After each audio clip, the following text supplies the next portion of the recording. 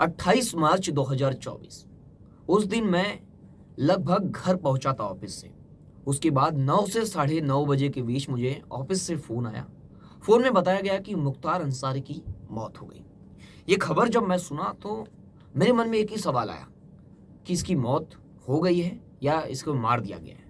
क्योंकि जिस हिसाब से अतीक अहमद और विकास दुबे, कई बड़े बाहुबलियों को जिस तरह से मारा गया है, उसी तरह जब ये खबर मैंने सुना मुख्तार अंसारी की, तभी मेरे मन में एक ही सवाल आया कि उसे मार दिया गया या खुद उसकी मौत हुई, यानी प्राकृतिक कारणों से उसकी मौत हुई।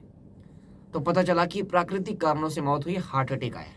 लेकिन मुख्तार अंसारी की मौत की पूरी कहानी क्या है और वो इतना बड़ा अपराधी कैसे बन गया, उसका दबदबा इतना ज्यादा बढ़ता क्यों गया। जेल में जब उसको ताजा मछलियां खाने का मन करता तो जेल के अंदर ही तालाब खुदवा दिया था। आइए पूरी कहानी आपको उसके एक एक नए नए किस्से आप लोगों को बताऊंगा जो आप लोगों ने आज तक उसके बारे में सुना नहीं होगा। कहानी की शुरुआत आप लोगों को पहले उसके परिवार के बारे में बताता हूँ कि मुख्तार अंसारी को इतनी बड़ी पावर, इतना बड़ा साम्राज्य खड़ा करने में उसे किसने साथ दिया, परिवार का बैकग्राउंड क्या रहा है। जब आप सुनोगे तो आपके भी रोंगटे खड़े हो जाएंगे। पूरी कहानी कहानी की शुरुआत आज 90 के दशक से होती है। आपको बता दें, मुख्तार अंसारी के जो दादा हैं, मुख्तार के दादा अहमद अंसारी, वह गांधी जी के साथ आज़ादी की लड़ाई में सहयोगी थे। आज़ादी की लड़ाई में 1947 गांधी जी के साथ वो सहयोगी थे। उनके दादा, जिनका नाम मुख्तार अहमद अंसारी था, गांधी जी के साथ रहते थे और आज़ादी की लड़ाई लड़ रहे थे। यही नहीं, आगे उनके जो नाना है, नाना मोहम्मद उस्मान अंसारी, वह सेना के अंदर जो आर्मी है, इंडियन आर्मी, उसके अंदर ब्रिगेडियर रह चुके हैं और एक बड़े बड़े लेवल पर इसके पूरे खानदान में जो भी लोग थे वो हाई पोस्ट पर थे। और उसके साथ जो इसके पिता हैं सुभानुल्लाह खान, सुभानुल्लाह खान पॉलिटिशियन थे। ये पॉलिटिक्स में उतर गए और उत्तर प्रदेश में राजनीति करने लगे और उसी के पिता की जो पॉलिटिकल कैरियर है वो मुख्तार के हाथ लग गया और मुख्तार का भाई अफजाल अंसारी, इन्हें हाथ लग गया और ये पॉलिटिकल रन करने लगे। लेकिन अपराधी कैसे बन गया, क्या कहानी है, आइए आपको ये बताता हूँ।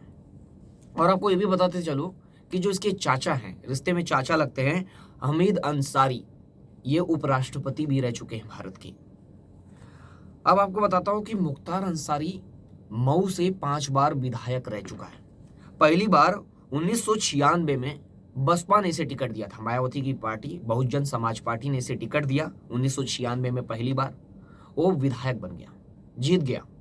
जीतने के बाद फिर 2002 में इलेक्शन हुआ, 2002 का इलेक्शन भी वो जीत गया।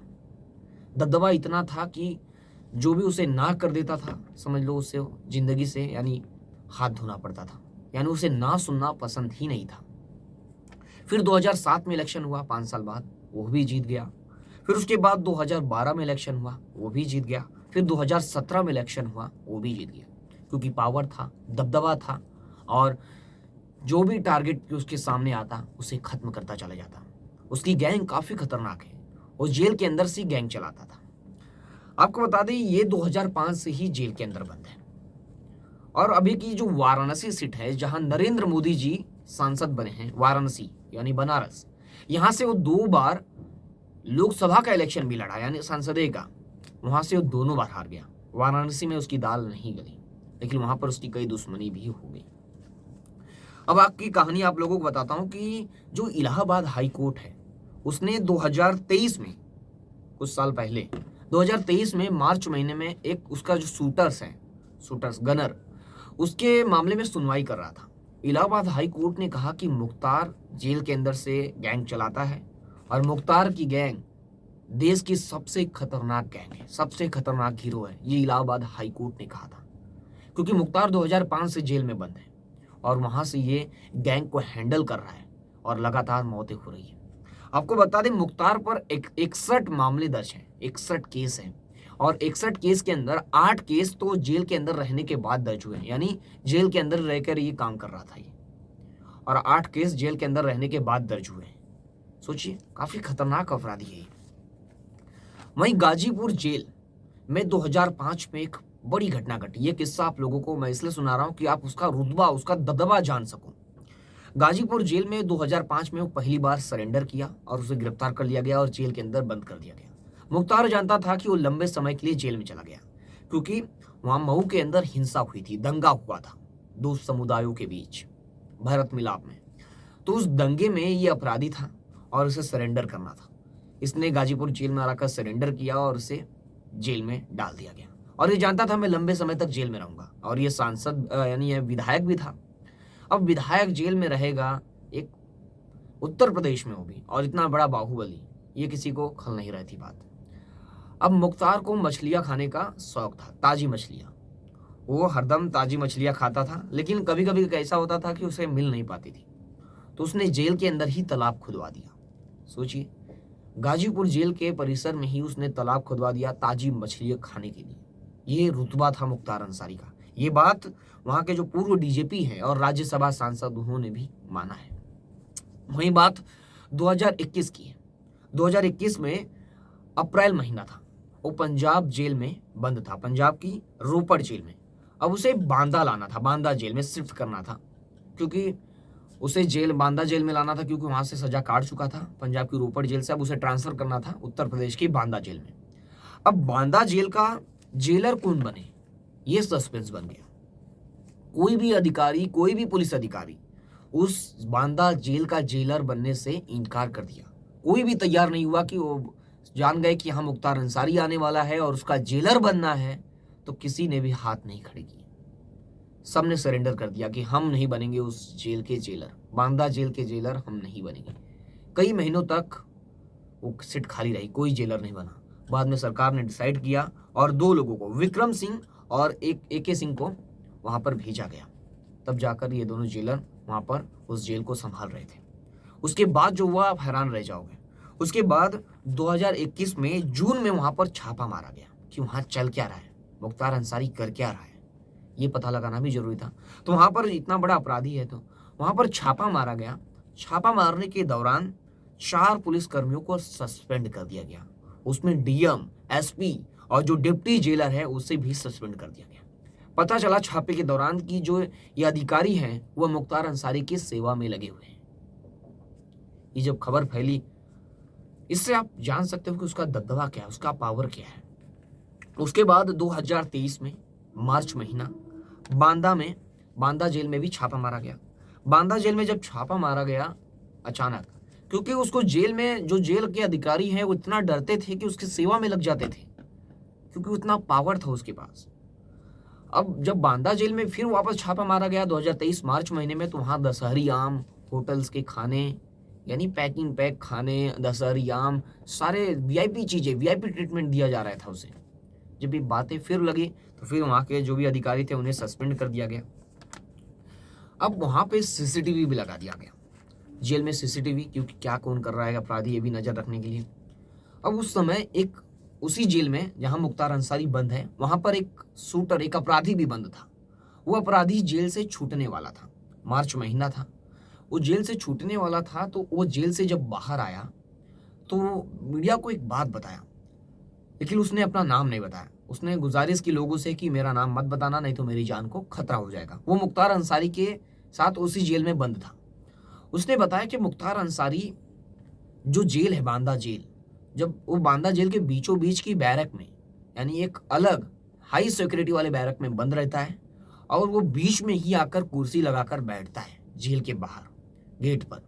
वहां पर कुर्सी लगाकर बैठता है। कुर्सी लगाकर बैठने के बाद जो भी अधिकारी हैं, जो भी पुलिसकर्मी वो आते हैं, उनसे बात करता है, बैठता है 1-2 घंटा बाकायदा। और जब तक वो बाहर रहता, किससे बात कर रहा है, क्या कर रहा है, वहां के CCTV कैमरे उस एंगल के, यानी उस जगह के बंद कर दिए जाते हैं। ये उसने बताया। उसने ये भी बताया कि मैं ये कहानी इसलिए बता रहा हूं क्योंकि जिस दिन मैं छूटने वाला था, उस दिन मुख्तार अंसारी गेट के पास ही कुर्सी लगाकर बैठा था। बैठने के बाद वहां से कोई आ जा नहीं सकता, कोई भी अधिकारी भी या कोई जो भी कैदी हैं वो वहां से आ नहीं जा सकते जब तक मुख्तार अंसारी बैठा है, जिससे बात कर रहा है या घूम रहा है, तो वहां से कोई आ जा नहीं सकता। तब उसे 2 घंटा लेट हो गया था जेल से छूटने में। इसकी वजह से उसने ये कहानी बताई। और वहां पर दशहरी आम, होटल्स, यानी VIP ट्रीटमेंट दी जाती है। और वहां पर जेल के अधिकारियों से वो बैडमिंटन तक खेलता। कई किस्से तो ये सामने आए, यानी कोई भी जेलर हो लेकिन उसके रुतबे के नीचे ही रहता था। अब बात जून 2023 की बताया मैंने। अब जून 2022 में बांदा के डीएम जो है वो आम के साथ और होटल के साथ उसे पकड़े, फिर वो सब जो भी वीआईपी ट्रीटमेंट दिया जा रहा था उसे रोका किसी तरह। फिर उसके बाद 1985 से 1996 में इसका भाई अफजाल अंसारी, मुख्तार अंसारी का भाई अफजाल अंसारी गाजीपुर से विधायक सांसद है सॉरी, तो सांसद जब बना ये, तो लगातार ये सांसद बनता गया। ये तो मऊ से विधायक बनता गया मुख्तार अंसारी, और इसका भाई सांसद बनता जा रहा था। उसी समय 2002 के अंदर कृष्णानंद राय भाजपा के एक नेता हैं, उन्होंने अफजाल अंसारी को 2002 के इलेक्शन में हरा दिया, वही बड़ी मात्रा में। फिर मुख्तार अंसारी का खूनी खेल शुरू हुआ, और ये खूनी खेल काफी हैरान कर देने वाला था। मुख्तार अंसारी लोगों से जाकर पूछता, किसने मेरे भाई के खिलाफ वोट दिया, किसने दूसरी पार्टी को वोट दिया, जो भी हाथ खड़ा करता उसे वो गोलियों से भून देता था। ये पावर था, कोई एक्शन भी नहीं होता था। उसके बाद जो जीते थे कृष्णानंद राय 2002 में उसके भाई के खिलाफ, उनके 3 साल बाद 29 नवंबर 2005 को वो क्रिकेट टूर्नामेंट का उद्घाटन करने जा रहे थे। उद्घाटन करने के बाद वो लौट रहे थे अपने घर कार्यालय में। लौटने के दौरान उनके साथ 6 लोग थे। अचानक उनके ऊपर फायरिंग होती है। फायरिंग कोई आलतू फालतू गन से नहीं होती है, AK-47 से होती है। AK-47 से फायरिंग होने के बाद लगभग 400 गोलियां चलाई जाती है। 400 गोलियों से छल्ली कर दी जाती है वो पूरी गाड़ी में जिसमें कृष्णानंद राय बैठे हुए थे। उसके साथ 6 लोगों की दर्दनाक मौत होती है। सोचिए, एक शूटर्स आते हैं कई लोग झुंड बनाकर और कृष्णानंद की काफिले को रोकते हैं, और AK-47 से अंधाधुंध फायरिंग की जाती है और 400 गोलियां मारी जाती है, और उसके अंदर 6 लोगों की मौत हो जाती है। उसके अंदर कृष्णानंद राय की भी मौत होती है जो अफजाल अंसारी के खिलाफ जीते थे। फिर पुलिस में एक्शन शुरू हुआ, कार्रवाई शुरू हुई, केस दर्ज हुआ, क्योंकि एक नेता मरा है, वो बहुत बड़ी बात थी। तब केस दर्ज हुआ और उसके अंदर मुख्तार अंसारी नामजद किया गया। अब 2005 में जो दंगा हुआ मऊ के अंदर, उसी मामले में वो सरेंडर किया और तब से जेल के अंदर बंद है। 18 साल से मुख्तार अंसारी जेल में बंद था, और 28 मार्च 2024 को अचानक उसकी तबीयत बिगड़ती है। तबीयत बिगड़ने के बाद क्या होता है कि जेल के अंदर ही उसे बेहोश हो जाता है, बाथरूम के अंदर। बेहोश होने के बाद उसे उठाकर लाया जाता है, उसकी तबीयत काफ़ी गंभीर होती है, तो उसे तुरंत हॉस्पिटल रेफर किया जाता है। दुर्गावती मेडिकल कॉलेज लाया जाता है, वहाँ पर उसका इलाज शुरू होता है। वहाँ डॉक्टरों की 9 टीम लगाई जाती है, 9 डॉक्टर लगे रहते हैं उसके इलाज को, उसको बचाने के लिए, लेकिन वो बचा नहीं पाते हैं। पता ये भी चला है कि उसको स्टार्टिंग में उल्टी होने जैसा शिकायत हुई, उल्टी होने लगा और बेहोश हो गया, और फिर डॉक्टरों ने उसे मृत घोषित कर दिया दुर्गावती मेडिकल कॉलेज में, और बताया कि कार्डियक अरेस्ट से इसकी मौत हुई है, यानी हार्ट अटैक से। इस पूरी कहानी पर आपकी क्या राय है? और ऐसे लेटेस्ट कहानियों के लिए सुनने के लिए हमारे चैनल को सब्सक्राइब करना ना भूलें। फिर मिलूंगा एक नई कहानी और एक नए केस के साथ, तब तक के लिए जय हिंद। मुख्तार अंसारी की जो भी कहानी सुनाया हूँ ये तो बहुत छोटी कहानी है। आने वाले समय में एक नए एपिसोड लाऊंगा, उसके जरिए पूरी कहानी कवर करने की कोशिश करूंगा। जय हिंद, वंदे मातरम।